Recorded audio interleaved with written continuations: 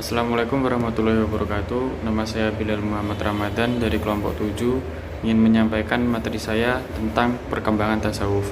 Di sini saya akan menyampaikan pengertian tasawuf secara bahasa. Tasawuf berasal dari bahasa Arab tasawwafa yatasawwafu. Selain itu ada yang menjelaskan bahwa tasawuf berasal dari suf yang berarti bulu domba. Maksud dari bulu domba itu ialah penganut tasawuf mereka hidupnya sederhana, dengan hati yang mulia, dan juga mereka menjauhi pakaian mewah dan memakai pakaian dari bulu domba atau kain wol yang kasar. Pada zaman itu, memakai pakaian dari kain wol kasar adalah simbol dari kesederhanaan.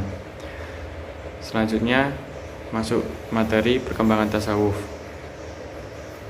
Yang pertama yaitu sufisme awal. Sejak akhir abad 2 Hijriah, sufisme sudah terkenal di masyarakat di kawasan dunia Islam sebagai perkembangan dari orang-orang yang zuhud dan tekun melaksanakan ibadah. Perkembangan pesat sufisme juga memperoleh dorongan pesat dari 3 faktor, yaitu pertama, karena gaya hidup yang terlalu mewah dan terlalu menganggap barang-barang mewah yang menjadi tolak ukur kebahagiaan yang dialami oleh sebagian besar penguasa negeri yang segera menular di kalangan masyarakat.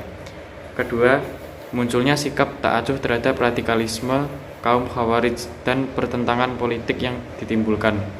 Perebutan kekuasaan pada waktu itu mengakibatkan orang-orang yang ingin bertahan dengan kesalehannya dalam suasana kedamaian rohaniyah dan keakraban terpaksa memilih menjauhi kehidupan masyarakat ramai dan juga menghindari diri dari keterlibatan langsung di bidang politik.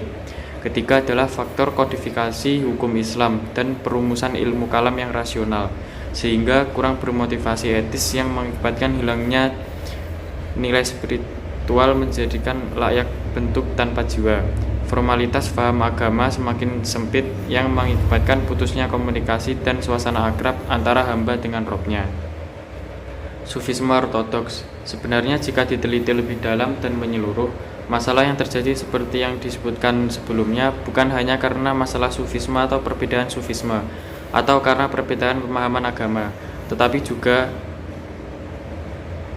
karena telah adanya campur tangan politik, yaitu kaum Sufi dengan kaum Syi'i.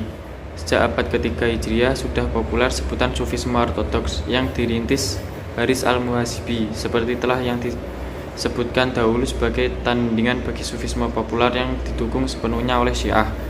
Tujuan sufisme ortodoks adalah menegakkan kembali warisan kesalehan Sufi terdahulu. Sufisme ortodoks mencapai puncaknya pada abad 5 Hijriah melalui tokoh monumental Al-Ghazali.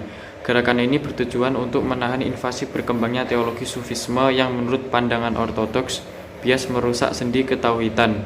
Maka Al-Ghazali merumuskan suatu konsep yang bertujuan dapat menampung pendapat dari kedua belah pihak. Sufisme Teosufi.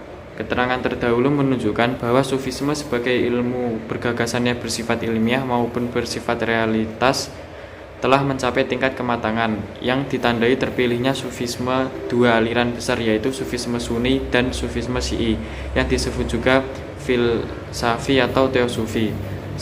Sebab akhirnya inti pengalaman kesufian menurut Al-Ghazali tidak mungkin diungkapkan merobos juga lewat konsepsi Ibnu Arabi.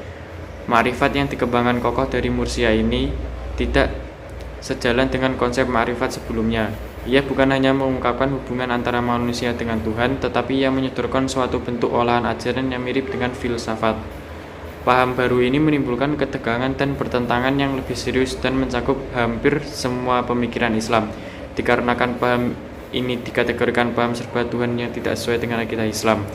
Jika dilihat dari perkembangan sufisme, maka fase ini memasuki fase keempat yang ditandai masuknya unsur filsafat ke dalam sufisme, baik itu bersifat metodologis atau mengambil postulat filsafat Yunani. Neosufisme. Yang ingin dicoba diungkapkan dari sufisme terdahulu adalah bahwa penghayatan keagamaan yang paling benar pada pendekatan esoterik, pendekatan batiniah. Dampak pendekatan esoterik ini timbulnya ketidakseimbangan dalam pencapaian nilai-nilai Islam karena mengutamakan makna batiniah saja atau ketentuan tersirat saja dan kurang memperhatikan aspek lahiriah. Maka dari itu wajar apabila dalam penampilannya kaum Sufi tidak tertarik memikirkan masalah sosial masyarakat, bahkan terkesan lebih menjuru ke agama. Dalam penamaan Neosufisme, istilah yang berkembang pada abad 20 yang dipopulerkan Fazlur Rahman. Tetapi sebenarnya gagasan neo-sufisme dalam sejarah sudah sejak abad ke-8 Hijriah, yaitu corak tasawuf yang terintegrasi dengan syariah dan Ibnu Taimiyah sebagai penggagas yang diteruskan muridnya Ibnu Qayyim. Kebangkitan sufisme tidak bias dipisahkan dari kebangkitan agama sebagai penolak kepercayaan yang berlebih kepada sains dan teknologi. Modernis dianggap telah gagal memberi kehidupan yang lebih bermakna bagi manusia, karena kembali ke agama dinilai sebagai solusi paling tepat. Sekian, terima kasih materi yang saya sampaikan, kurang lebihnya saya mohon maaf. Wassalamualaikum warahmatullahi wabarakatuh. Assalamualaikum warahmatullahi wabarakatuh. Perkenalkan, nama saya Roisatul Mahfiroh, NIM 205221251. Saya dari kelompok 7. Di sini saya akan memaparkan materi tentang pendekatan tasawuf. Yang pertama, pengertian tasawuf. Tasawuf secara etimologis berusul dari bahasa Arab, yaitu tasawufa ya tasawufu tasawuf. Selain berusul dari ujaran tertulis, terdapat yang menghadirkan bahwa ilmu batin mulai sejak berusul ujaran tasawuf atau sof yang artinya bulu domba. Maksudnya adalah bahwa karet pengikut ilmu batin ini hidupnya sederhana, tapi berhati mulia, turut mencegah berusul baju sutra dan menunggangi tikar berusul bulu domba yang kasar atau yang disebut pakai. Sejarah perkembangan tasawuf. Yang pertama, masa pembentukan. Pada pecah periode ke-1 Hijriah, Hasan Basri, seorang pemrakarsa perdana dan termasyhur bagian dalam memori suluk. Hasan Basri tampak perdana pakai mengadatkan ideologi khauf atau qadar dan raja atau berharap. Pada periode kedua Hijriah, hidup pendeta AWW pecah Basrah Irak pada pecah periode ke-1 Hijriah. Hasan Basri, seorang pemrakarsa pendeta perdana dan termasyhur bagian dalam memori suluk. Hasan Basri tampak perdana pakai mengadatkan ideologi khauf atau qadar dan raja atau berharap. Sejarah perkembangan tasawuf yang kedua yaitu masa pengembangan. Masa peluasan ini kelahirannya ambang 10 dasawarsa Ganggam kurun ketiga dan keempat Hijriah. Ambang 10 dasawarsa kurun ini hadir dua pelopor terkemuka, yakni Raja-Raja Kayu Yazid al-Bustami dan Raja-Raja Kayu Mansur al-Halaj. Abu Yazid bersumber berusul Persia, dia menimbulkan pandangan fana, liqa atau beradu tambah Allah SWT, dan wahdan al-struktur atau kelompok struktur berduaan tambah Allah SWT. Sementara Al-Halaj mengeluarkan pemikiran hulul atau penjelmaan Tuhan, sinar Muhammad dan wahdat al-adyan atau institusi agama-agama. Sejarah perkembangan tasawuf yang ketiga yaitu masa konsolidasi atau masa penguatan. Masa yang bergerak hadirat 10 dasawarsa siklus 5 Masehi, ini sebenarnya kesan persambungan dua mazhab hadirat 10 dasawarsa sebelumnya. Pada 10 dasawarsa ini dimenangkan oleh mazhab kebatinan Sunni. Mazhab ini menjalani 10 dasawarsa kekuasaan yang dipengaruhi oleh keunggulan mazhab teologi al-kelaziman wal al-jamaah yang diketuai oleh Abu Hasan al-Asy'ari 324 Hijriah. 10 dasawarsa ini menaklukkan 10 dasawarsa akreditasi dan pengusiran menjabat komandan mazhab ini. Renggangan lain adalah Al-Quraisy, Al-Harawi, dan Al-Ghazali. Sejarah perkembangan tasawuf yang keempat yaitu masa falsafi. Pada era ke-6 dan ke-7 Hijriah ini lahir menjalankan babak pokok yaitu pengenalan rujuk suluk semi falsafi yang kira berkelahi dengan aliran cerita lahir berkudurkan suluk falsafi. Dan kedua munculnya dari budi pekerti segmen bagian dalam suluk. Sejarah perkembangan tasawuf yang terakhir yaitu masa pemurnian. Pada tahun ini muncullah Ibnu Taimiyah yang pakai nyaring memukul haluan-haluan yang dia bermaksud menyeleweng.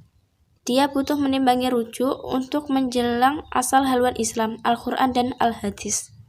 Pengaplikasian tasawuf di era modern. Proses modernisasi dilihat seumpama tenggang segitiga yang sisi-sisinya saling kait-mengait, di mana bentuk yang kelahirannya hadirat tunggal faktor akan turut memindahkan faktor yang lain, yaitu sisi struktural yang berpeluk tenggang diskriminasi figur-figur kelembagaan, bentuk habituasi tindakan orang per orang kehadap yang lebih progresif, dan sisi jurusan fungsional bagian dalam tenggang sosial. Sudah muatan tentu, bagian dalam tengah penyegaran itu, perkiraan dibayangkan bagaimana situasi akhir atau end stage. Bersumber tenggang itu yaitu suatu tersip sosial berupa yang terpendam bagian dalam biasa yang paling berbudaya di waktu ini, yang tak lain adalah biasa maskapai maju. Materi yang selanjutnya yaitu pendekatan utama dalam pengkajian tasawuf.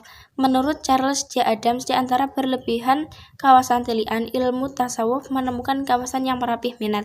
Hal terpenting mulai sejak ideologi dunia adalah kepada mengikuti ilmu tasawuf bisa didekati pakai penghampiran fenomenologi.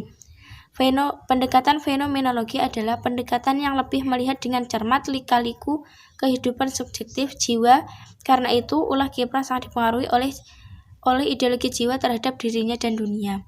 Sedangkan mengikuti Harun Nasution, tilian ilmu batin bisa dilakukan menggunakan pendekatan tematik, yaitu penyajian ideologi ilmu batin disajikan bagian dalam poin cara kepada hadirat dengan dekat dengan Tuhan. Tapa Brata dan stasiun-stasiun lain, Mahabbah, Al-Ihtiyat, Al-Hulul, dan Wahdatul Wujud. Kajian keahlian ilmu batin yang dilakukan dengan pendekatan tematik akan lebih membuang karena tumbuh membiarkan kepada hal keahlian siluman dibandingkan dengan pendekatan yang radikal tokoh. Mazhab-mazhab dalam tasawuf. Yang pertama, tasawuf falsafi. Tasawuf falsafi adalah pemaduan antara visi mistis dengan visi rasional, atau perpaduan antara tasawuf dengan filsafat. Yang kedua, tasawuf salafi adalah suluk yang memutar ajarannya dekat Al-Quran dan hadis, sopan santun secara ketat. Tasawuf akhlaki adalah ajaran akhlak dalam kehidupan sehari-hari guna memperoleh kebahagiaan yang optimal. Prinsip atau tujuan dalam pendekatan tasawuf. Yang pertama, mensucikan etika semenjak kelakuan yang tercela. Yang kedua, memegang teguh syarak. Yang ketiga, bersikap ifah terhadap program keduniaan. Yang keempat, membebaskan badan semenjak pengikat syahwat. Yang terakhir, menapak dan naik tandu keputaran mahkoma dan ahwal, semenjak mendapat mengundang fana, dan semenjak segala apa selain Allah Subhanahu wa Ta'ala. Materi yang terakhir yaitu tokoh-tokoh dan karya utama dalam kajian tasawuf. Yang pertama, Abu Hamid Al-Ghazali. Nama lengkapnya adalah Bubu Hamid Muhammad Al-Ghazali.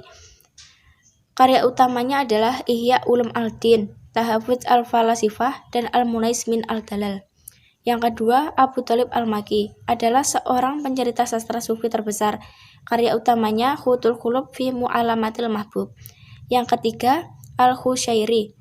Karya utamanya adalah karangan Al-Khusyairiyah. Yang keempat, Al-Muhasibi. Nama lengkapnya adalah Bubu Abdullah Al-Penjaga Polong Asad Al-Basri Al-Muhasibi. Karya utamanya adalah Al-Ra'iyah Liruhuk Al-Orang. Yang kelima, Al-Jili. Karya utamanya adalah Al-Orang Al-Kamili fi Ma'rifah Al-Awakhir wal Awail dan Sastra Al-Kahf wa Rahim fi Sya'ri Bismillahirrahmanirrahim. Yang terakhir, Ibnu Arabi. Karya utamanya adalah Al-Futuhat Al-Makiyah dan Fusus Al-Hikam. Sekian pemaparan yang dapat saya sampaikan. Kurang lebihnya saya mohon maaf. Terima kasih. Wassalamualaikum warahmatullahi wabarakatuh. Pendekatan tasawuf. Pengertian tasawuf. Tasawuf memiliki dua pendapat, yaitu antara etimologi dan terminologi. Namun, dapat disimpulkan tasawuf adalah ajaran agama Islam yang menganut pada Al-Quran dan hadis untuk mengatur kehidupan manusia menjadi manusia yang dapat menjaga kesucian dirinya, berlaku baik, dan dapat berlaku ikhlas tanpa mengharapkan sifat duniawi. Model pendekatan tasawuf.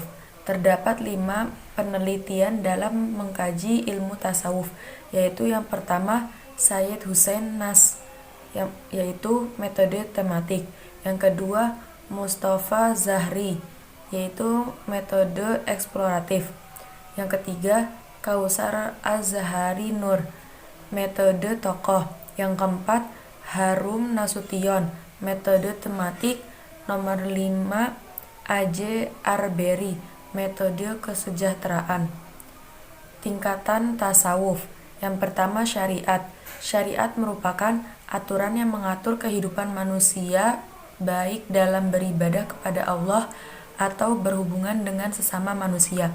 Yang kedua tarekat. Tarekat merupakan cara untuk mendekatkan diri kepada Allah dengan intens. Contohnya seperti zikir, riyadah, dan puasa sunnah. Yang ketiga, hakikat. Hakikat merupakan isyarat dan kebenaran yang ada di balik suatu kejadian. Hakikat ini seperti batiniyah dan syariat, sedangkan syariat seperti lahiriah dari hakikat. Keempat, makrifat. Makrifat merupakan kesanggupan manusia dalam mengenal Allah secara dekat. Dalam mencapai tingkatan ini memerlukan beberapa upaya spiritual seperti mujahadah dan riyadah. Prinsip tasawuf. Yang pertama, zikrullah. Selalu mengingat Allah dimanapun dan kapanpun yang bertujuan agar selalu dekat dengan Allah. Yang kedua, murabahah. Sadar bahwa kita sebagai manusia tidak akan lepas dari penguasaan Allah. Yang ketiga, zuhud. Tidak terpengaruh oleh godaan duniawi. Dia merasa dirinya hanya bergantung pada Allah, tidak dengan selainnya. Manfaat tasawuf. Manfaat tasawuf dalam kehidupan sehari-hari yaitu: yang pertama, dapat meminimalisir seseorang dalam keadaan emosi. Yang kedua, mengingatkan tentang kematian. Yang ketiga, memberikan kerukunan dalam bersosialisasi. Yang keempat, dapat memberikan keputusan yang bijak dan rasional. Yang kelima, selalu mengingat Allah.